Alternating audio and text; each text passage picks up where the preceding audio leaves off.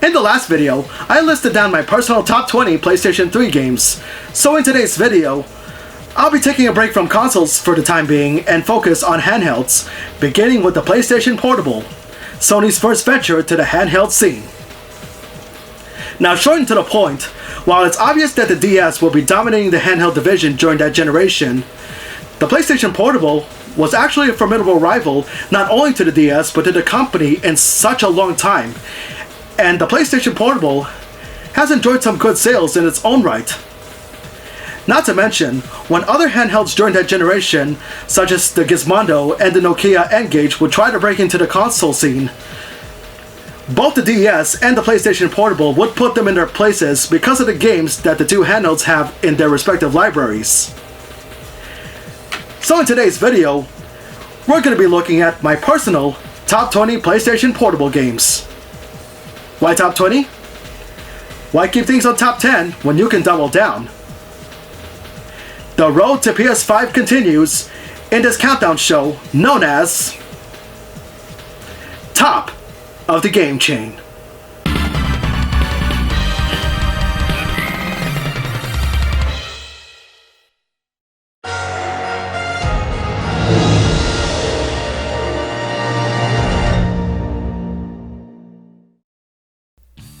As with past videos, some rules of today's video will be slightly altered, and some rules will be retained. Beginning with number 1, only one game per franchise. 2, some games within the series that play in different genres or sub-genres will be acceptable. 3, as the PlayStation Portable is region-free, imported games will also be considered. And number 4, compilations will also be considered. So let's start the countdown with the first entry.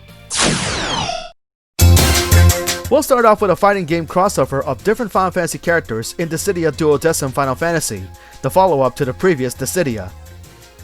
Just like the first game, the premise is that characters from different Final Fantasy universes were summoned between two warring gods and have them fight each other to determine the outcome of which god is superior to rule the universe.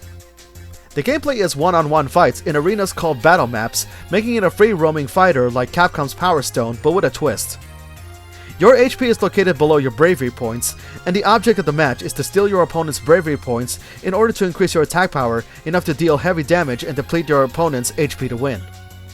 By collecting EX cores around the field, you can fill up your EX gauge to perform a burst attack, which is the game's super moves. However, in this follow-up, the gauge has seen some new mechanics. You can sacrifice an entire gauge when you're being attacked, similar to that of the Alpha counter in Street Fighter Alpha, or prevent your opponent from using a burst attack using this game's assist moves. By using bravery attacks, you can fill up the assist gauge and you can summon your partner to either attack your opponent or defend you from an oncoming attack. With more characters in the roster, the story mode has also got a significant boost, but the plot still remains the same. There will be more character interactions. You can roam around the map and eventually get into random battles with generic enemies, encounter shops for items and weapons, and see events as the story unfolds. I will admit that the art style of all the characters are drawn wonderfully, and the in-game models of the characters are made well for the handheld, and the design of the worlds are not too shabby either. You can also expect the game to have a nice soundtrack. Honestly, out of all the Dissidia games I played, this one stands out to me as the best one, as there's more variety and more things to do, probably even more so than the recent Dissidia Final Fantasy NT. I know that there are fans of that game, but it just feels more bland in comparison, and I'll just leave it at that. So if you have a PSP or PS Vita, this game shouldn't cost a lot to download, and if you love over-the-top free-roaming fighting, this game is worth it in my opinion. In part 1 of my PS1 countdown video back in 2018, I listed down Darkstalkers 3 as a game worth modding into the PS Classic Mini, so I'm thinking why not have Darkstalkers on the go as well. At number 19 is Darkstalkers Chronicle, The Chaos Tower. For newcomers, Darkstalkers is basically Street Fighter but with characters based off or inspired by classic horror films or fairy tales, fighting each other for supremacy, and some mechanics from Street Fighter are in this game, but the series has some mechanics that are exclusive, such as Darkstalkers 3's Dark Force change or power systems. This game of the PSP is actually a port of the special Japanese version of Darkstalkers 3 for the Sega Dreamcast called Vampire Chronicle for matching service, which allows you to play in different styles with their own rules. Exclusive to this game is the Chaos Tower, where you select up to 3 characters and battle your way up the tower against AI-controlled opponents with different stipulations, and the mode gradually increases in difficulty the more you ascend. This is actually a good version of Darkstalkers 3 to play, as the graphics and music are great as always, and the action is fast-paced. It's just a shame that the Darkstalkers series hasn't got that much attention these days, and characters are mostly relegated to crossover or cameo appearances. This game is another great classic worth having on the PSP. I mean, there's no other Darkstalkers game that can be played on the go so far other than this one. Also, this isn't the only classic Capcom fighter in this countdown, but we'll get to it soon. And we got another fighting game in this countdown, only this time it's from Namco's Soul fighting game series. At number 18 is Soulcalibur Broken Destiny. It's mostly a portable version of Soulcalibur 4, with some features removed such as story, arcade, and Tower of Souls modes, as well as replacing the Star Wars characters with only one guest character, Kratos from God of War. Retaining from Soulcalibur 4 is the option to create your own character, with different items in the game, and give them a fighting style of any one of the 28 characters in the game. It is said that Namco's goal with this game is to target beginners who are just getting into the Soul series as a whole, and it shows in one of the modes called the Gauntlet, in which you're going through 34 chapters defeating different AI opponents as you're honing your skills. This game also has Quick Match, where you can also fight different AI opponents of varying difficulty, and the Trials mode is a series of survival modes that test you on how many enemies you can defeat and how long you can survive. For a PSP game, the controls are actually very responsive and can move at a really good frame rate. Techniques are fun to pull off, especially from Kratos when his techniques are based off of his moves from God of War 2. The graphics of the game are actually good despite being downgraded from the PlayStation 3. So if you don't care too much for the story and just want to master the skills and get up higher in the ranks, this is another fighter worth having on the PSP, and it's affordable to download on the PlayStation Store. It may seem like I'm cheating, adding in old school arcade games in the countdown. Heck, I've done it before with the Namco Museum, but as I mentioned, compilations will be considered, and since it's hard to choose one from the other, I'll count both Capcom Classics Collection Remixed and Reloaded in this countdown. It's what it sounds like, a collection of old Capcom arcade games made playable for the home in their near pure to absolute perfect forms, then downgraded like in past consoles, though that's not to say those ports suck. I mean, they're still good for the time. And hey, 20 games for each collection is a really sweet deal, ranging from all different genres, be it action, fighting, shooting, or brawlers like Captain Commando or Final Fight. So if you want some arcade classics on the go, look no further than both Capcom Classic Collections, as they're both cheap to download, and you'll be in for hours testing your skills and make some high scores. As a side bonus, might as well also pick up Capcom Puzzle World while you're at it. During the old NES days, there were 3 major shooters I played in my life: Tecmo's Star Force, Namco's Galaga, which is one of my all-time favorites, and Konami's hardest shooters, but still enjoyable, Gradius. So for this entry, I'm throwing in the Gradius collection. As the title implies, it's a collection of the first 4 Gradius games, all perfect arcade ports, as well as the first worldwide release of the 1997 Japan-only Gradius Gaiden for the PS1. If this is your first time playing Gradius, the gameplay has you starting off slow and your gun has weak attack power. However, you can make your ship powerful and faster by collecting these power-up items, and when the desired power-up you want is highlighted, pressing the access button grants you that power-up. Later games after the first game gives you the option to choose between 4 different weapon configurations and progressions, which determines the type of firepower you'll receive upon powering up. It may seem like a simple mechanic, and it kinda is, until you're bombarded with so many shots fired at you and enemies charging at your general location.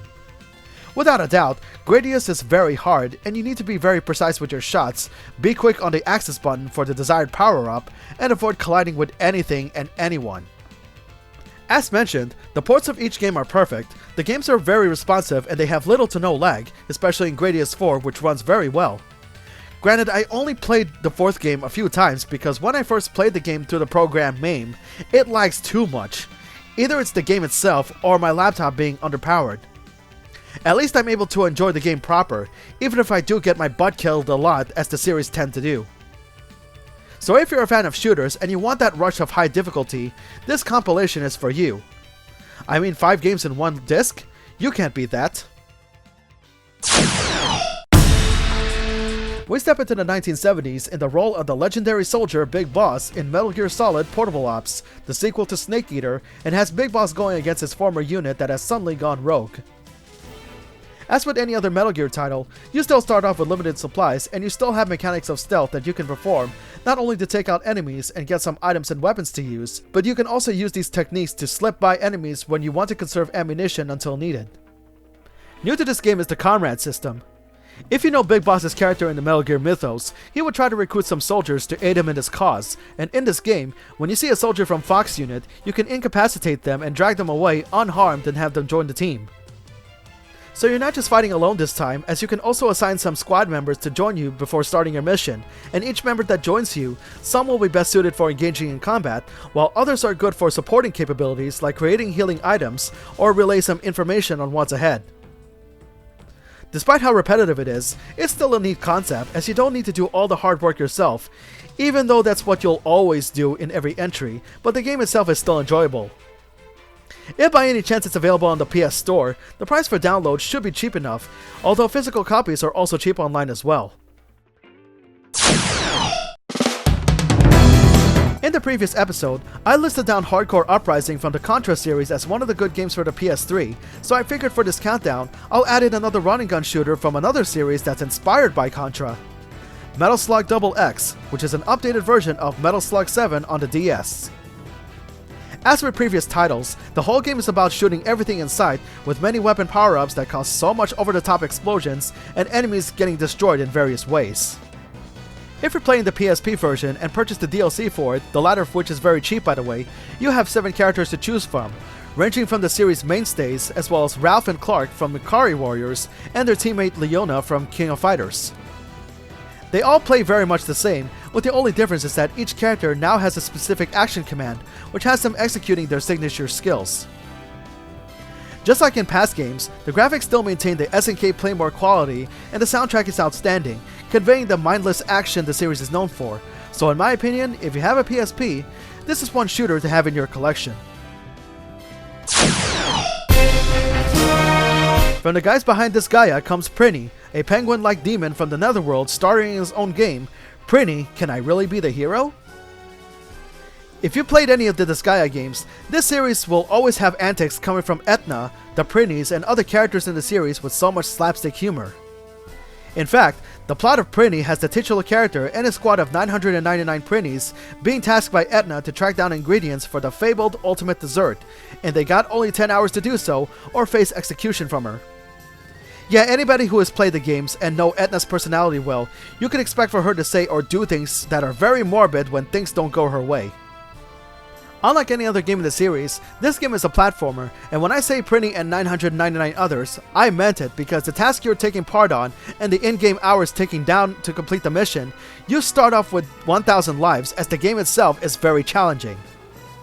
Printy is armed with twin daggers, and you go from point A to B, hacking and slashing enemies that are based off from food. Printy can also double jump, and you can stun enemies with a hip drop, giving you the chance to attack before they recover. While I didn't capture any footage of it, taking a page from Metal Slug, you can also ride vehicles and have some extra firepower that goes with it, but sadly, these are only temporary as each vehicle has a timer that after it expires, the vehicle self-destructs. The graphics are nicely done, and they are very colorful, especially for this series. The platforming action will take some time to get used to, as the jump mechanics are very similar to a series which I'll be getting to later on in this countdown, and given that it's in the Disgaea universe, you'd expect for the soundtrack to sound very wacky given the nature of the game. If by any chance you couldn't find this game on PSP, you're in luck because this game and the sequel both have remastered versions for the Switch called Printy 1 and 2, Exploded and Reloaded.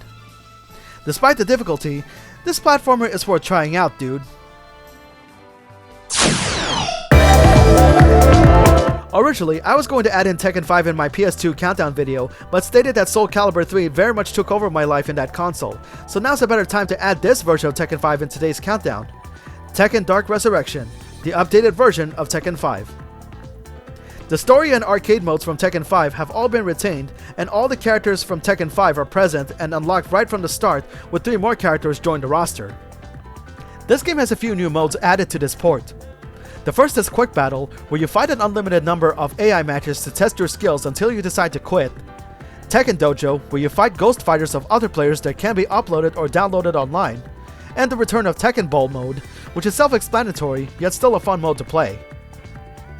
There's really not much else to say other than the gameplay is very responsive on the handheld, and the graphics and audio are nicely done.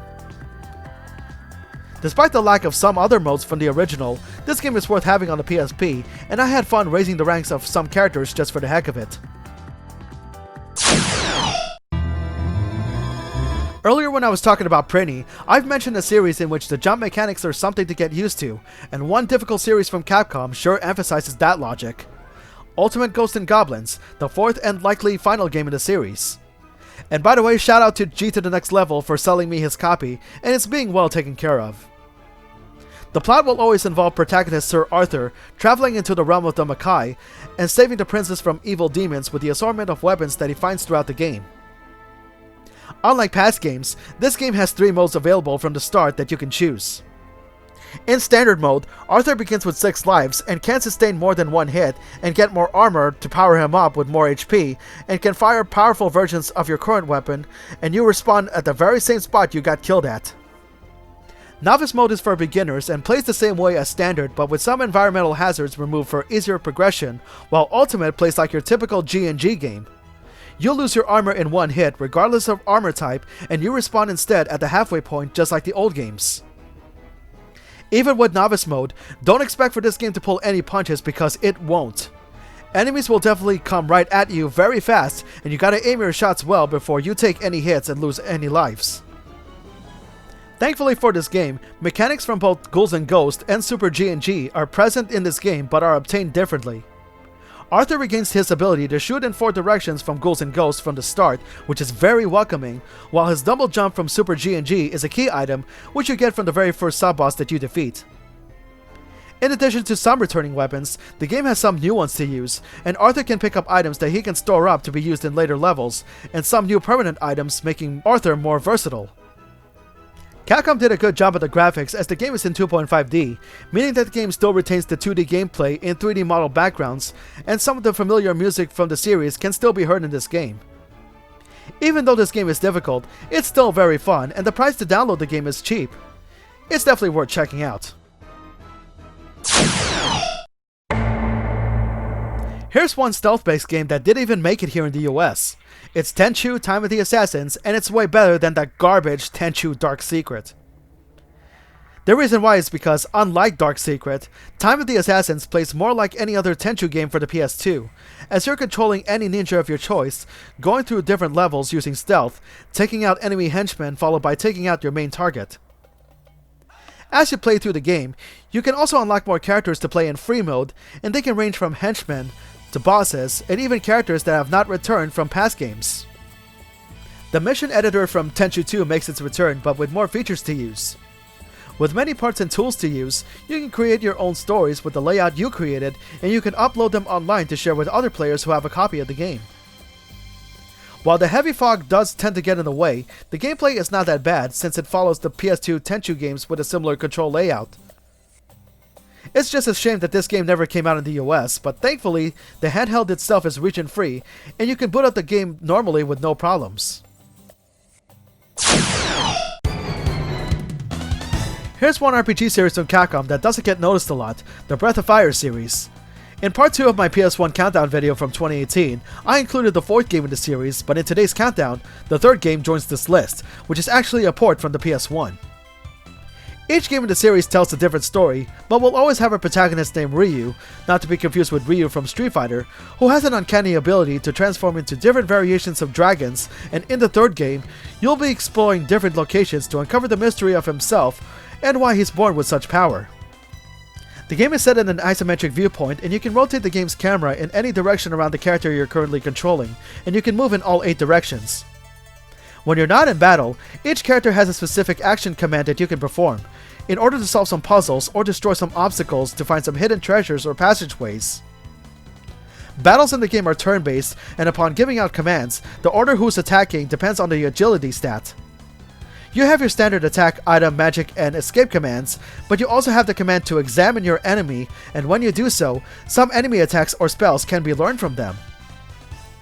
There will also be instances later in the story in which you can have Ryu use some different dragon abilities that would result in different dragon forms. The game has some new features such as the Master and Apprentice system, in which certain non-playable characters will help teach your characters some new techniques and will have some effects on your stats whenever you level up, and some mainstays from past games return such as fishing minigames. The graphics of the game are very impressive, as it does a great job of blending 3D graphics for the scenery and structures with 2D sprites, very vivid backgrounds, and it does have a nice soundtrack to go with it. I've sunk in so many hours into playing the game that I look forward to restarting the game again real soon because of how good it is, despite my only dislike is the experience system that Capcom usually implements in their RPGs. It's expensive these days to find this game physically on the PS1, so if you missed out on it, it's available to download on the PlayStation Store. Here's another classic ported from the PlayStation 1, Shin Megami Tensei Persona, the one that started it all. I've recently done a review of this game in my primary review show, so feel free to check it out if you're curious. To keep it short, you're controlling a ragtag group of high schoolers with an ability to summon spirits from within themselves called Persona after their town is being invaded by demons. Like the last entry, the battle is turn-based and you can have up to 5 team members as you progress with the story. You can attack your enemies with blades and guns, or summon your Persona to either attack them or support your team with healing or stat buffs. However, one unique feature is the option to negotiate with demons. Your goal in doing so is to be sure that you get them on their good side, and if you're successful, you can talk them into giving you spell cards, which you'll need to create more powerful Persona for later use. This port for the PSP features new cutscenes and dialogue that's been reworked to stay true to the original Japanese release on the PS1, and with an all-new soundtrack, as well as restoring a side quest that was absent from the US PS1 release, makes this the definitive version of Persona 1 that's enjoyable to play. If you're just getting into the series, and if you have a PSP or Vita, this game is available for download for $20. I'm sure you'll find enjoyment from this game, not just on the battle system, but on the story as well.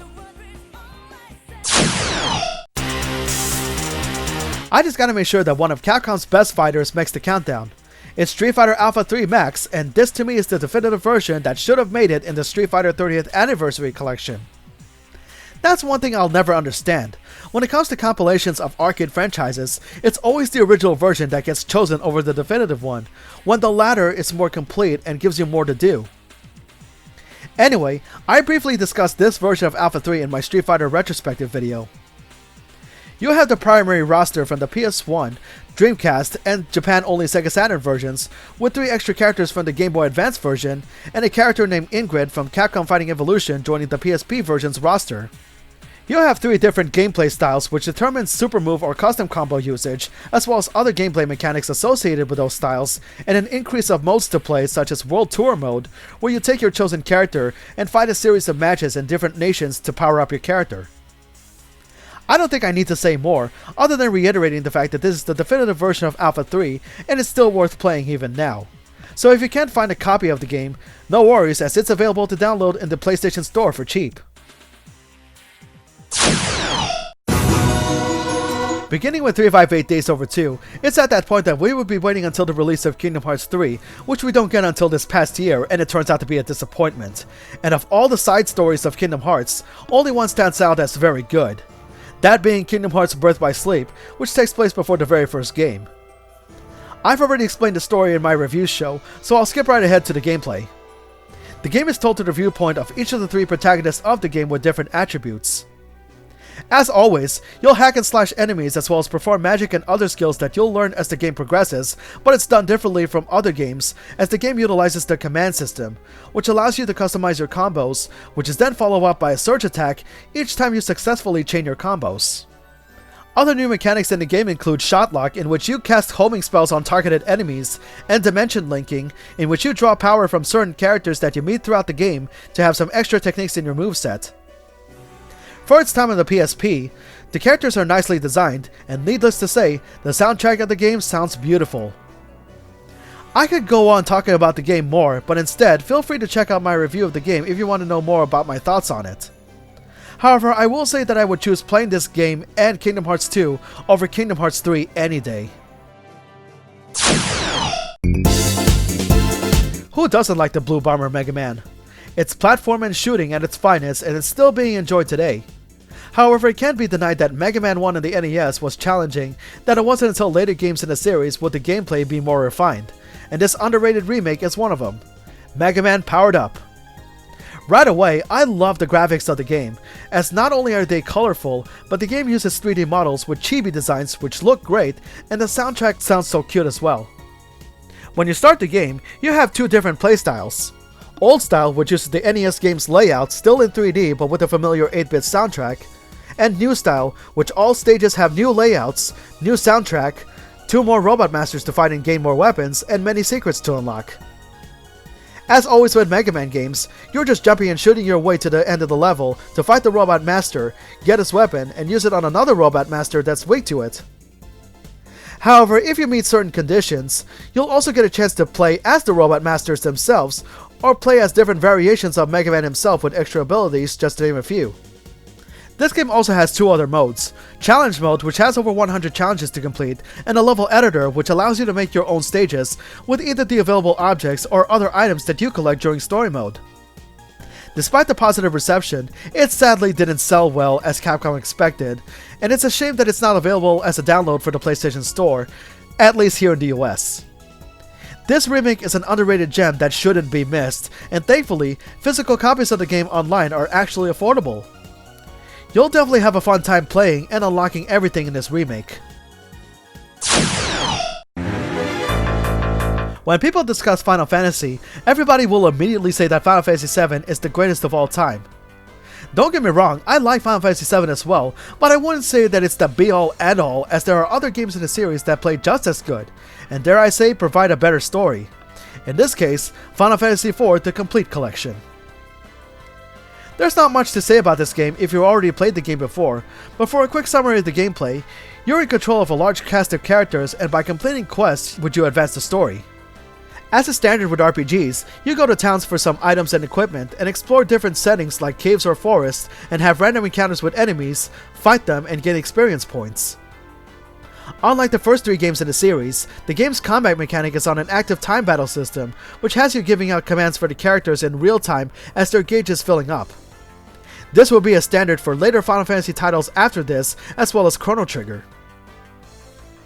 Each character has some strengths and weaknesses due to their assigned classes, which means you have to be careful on your setup and make sure your team doesn't get killed right away. Unlike the DS remake of the game, which uses 3D graphics, the PSP version uses updated 2D sprites and background designs with some good battle transition animations.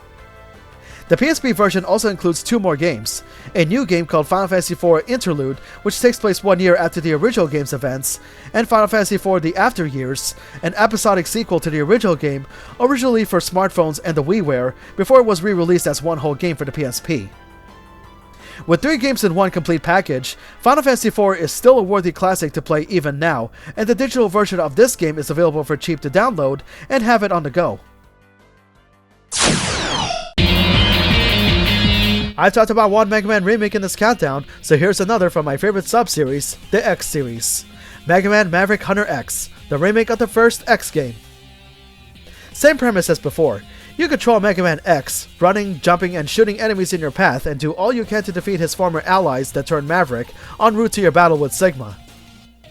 I was immediately drawn to the graphics, as the game is designed using the same modeling techniques they used in Mega Man X8, which is very impressive for the handheld, and the updated arranged soundtrack sounds just as awesome as the original. There's also in-game cutscenes and conversations with characters that make the plot more fleshed out, which are nice touches. You still have weapons that you get from defeating Mavericks, and armor parts that you can unlock to make X very versatile in combat, and you also get a playable vial, complete with its own arsenal of weapons to use, and a 25-minute animation called Day of Sigma, which serves as a prequel to the whole X series. Just like Mega Man Powered Up, this game got positive reception, but didn't make sales expectations, most likely due to the game being on this handheld, that even one reviewer I watch, Some Call Me Johnny, said that even though he likes the handheld, he stated that Capcom could have just waited for the game to be remade for the 3DS. I'll go on record to say that I do like his videos, and I respect him both as a person and a reviewer, and while I understand where he's getting at with his statement, there's also a caveat to that same statement as well. In fact, I made a comment on his Mega Man X video saying that while the remake didn't do well on sales as expected, in my opinion, it's a good thing that it came out on the PSP during that time, because since the remake came out in 2006, while the 3DS itself didn't come out until 2011, I don't think Capcom or any video game company for that matter would want to wait for 5 years to make any games for a much later console during the mid-2000s. 5 years is still a very long time, and the 3DS XL wouldn't be out until 2012, which again, no company would want to wait very long to take action. Game companies would either make some revenue, even for a handheld that comes in at second place, or not make games period and not make any revenue. Also, if you were to consider that during the release of the PSP remake, having it on the PSP is better than having it on other lesser known handhelds during that period that tried to take down both the DS and PSP. In this case, the failed Nokia N-Gage or the Gizmondo, just to name a few, and having the remake on those two failures would have been worse. In addition, as to why it's better on the PSP during that time, it's because of the PSP's screen size, as I can see everything from all directions, as opposed to other handhelds suffering through screen crunch. And also, I'm not one for bandwagoning with other people. Yes, I said bandwagoning, that's a term I'm making up. Especially when even though the DS has a larger library of good games, many of those good games I'm just not fans of. Not even some of the Shin Megami Tensei games on it, as I don't find them appealing to me that much. As much fun as I had with the original, I had more fun with the remake better, and the good news is that it's affordable to download on the PlayStation Store. But if you want it physical, I recommend getting the Mega Man Double Pack, which also includes Mega Man Powered Up. You can't go wrong with 2 for the price of 1 deal. Oh yeah, remakes all over the place in this countdown, and here's another worth having in your collection. Castlevania the Dracula X Chronicles, the remake of the original PC Engine version of Castlevania Rondo of Blood. The game is presented in 2.5D. It still maintains the same 2D gameplay, only on more detailed backgrounds and 3D character models with redesigned looks, which are welcoming. I also like the character portrait designs, as they are done by Ayami Kojima, who also did the character designs in Symphony of the Night. The game's intro is now in CG form, which looks excellent, and the game has some nice touches like having in-between cutscenes to tell the story better. Just like the PC Engine original, you're controlling Richter Belmont, battling monsters that are terrorizing the village en route to your battle with Dracula. You still have your trusty whip, the Vampire Killer, as well as sub-weapons that with enough hearts, you can unleash powerful attacks called Item Crash. In addition, some stages will have you taking different detours, which will lead you to a different boss battle than normal, which will also lead you to another stage. Even though it's a remake, it's not exactly one-to-one like the original, as there are some parts in each stage that's been altered, the difficulty has been slightly lowered, except at the very end of the game if certain conditions are met, and you get some permanent power-ups from some of the hostages you've rescued in order to destroy some obstacles, just to name a few changes. There are also unlockables in the game, such as sound tests if you wish to listen to the new soundtrack, a boss rush mode which is self-explanatory, and you can unlock 2 games within this game. The actual PC version of Castlevania Rondo of Blood, now fully translated for US players, and the PS1 version of Castlevania Symphony of the Night, with some few additions from the Sega Saturn version. While the game is great, some people still wish that it would have been anywhere else other than the PSP, which again, I bring up my short discussion from my Maverick Hunter X entry.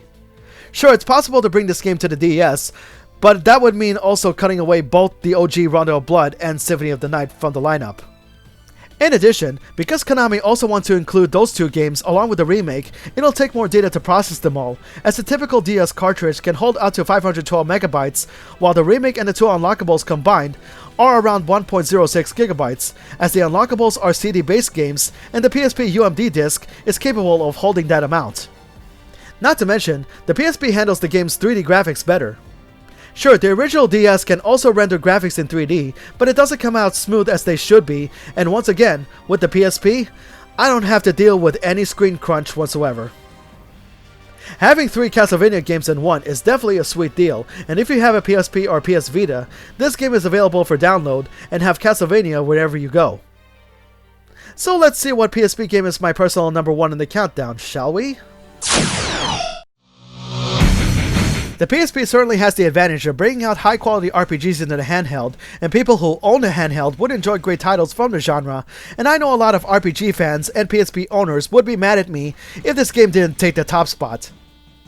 Crisis Core Final Fantasy VII, the prequel to the original Final Fantasy VII on PS1. You're in control of Zack Fair, who is a recurring character in Final Fantasy VII who works as a member of Soldier, searching for the missing member of his organization, and as he does so, he will discover not only that rogue member's origins, but the game would also reveal some major plot points of the prequel, both new and familiar, that would eventually lead to the events of Final Fantasy VII itself.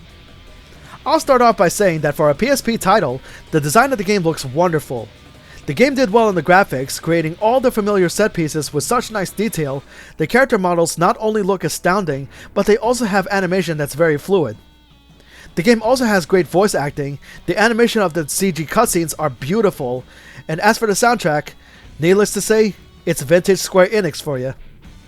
Instead of your traditional RPG gameplay, this game plays out like a hack and slash much like Kingdom Hearts. You have commands to perform normal attacks, cast magic, use items, or block and dodge attacks. As with Final Fantasy VII, materia plays a part in combat, as you can equip up to 6 materia on Zack. Some materia will give you extra commands like magic spells, and some will give passive benefits such as stat boosts. Zack also utilizes powerful limit breaks by way of the digital mind wave, a slot machine-like mechanic that contains 3 spinning wheels numbered 1 through 7 with pictures of characters both new and familiar that Zack meets throughout the story. It automatically spins as long as Zack has at least 10 soldier points on his person whenever enemies are defeated, and if the mind wave were to line up 3 pictures of the same character, Zack will perform a limit break that's associated with that character, either for heavy damage or provide him some protection. This also applies to the summons of the game when certain items are collected, as the mind wave will randomly change the pictures of the characters to those of the summons, and if lined up successfully, you'll do even heavier damage in battle. When I first played the game, it was hard for me to put down, as not only the battle system is engaging, but so is the story, and there will be moments in the story that I guarantee they will pull on your heartstrings. Despite the gameplay being somewhat repetitive, I still believe this game to be enjoyable, and it begs for a remastered version. For now, you can get this game on PSP, just in physical form only, as there's no digital version for some reason, which is a shame, as I really would like to download the game onto my Vita and take it with me on the road. Fortunately, in online retailers like eBay, it's surprisingly affordable, so if you haven't experienced the game yet, I recommend checking the game out. You'll definitely get a kick on the overall presentation of the game. And there you have it, folks, my personal top 20 PlayStation Portable games. Do you like what you see in the countdown? What games in the handheld do you consider your favorites? Let me know in the comments down below. Well, that's one handheld down, because up next on top of the game chain, we're going to put our attention to the successor of the PlayStation Portable, the PlayStation Vita, and I'll also name my personal favorite games for the handheld.